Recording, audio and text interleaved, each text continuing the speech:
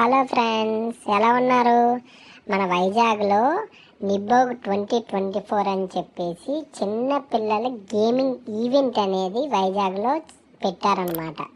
ఇది మన వైజాగ్ ఎంవిపి కాలనీలో పెట్టడం జరిగింది. ఇందులో చిన్నపిల్లలు అంటే ఇన్ఫాంట్స్ కానీ చిల్డ్రన్స్ కానీ అప్ టు 8 ఇయర్ 10 ఇయర్స్ వరకు పిల్లలకి డిఫరెంట్ గేమ్స్ అనేది పెట్టడం జరిగింది.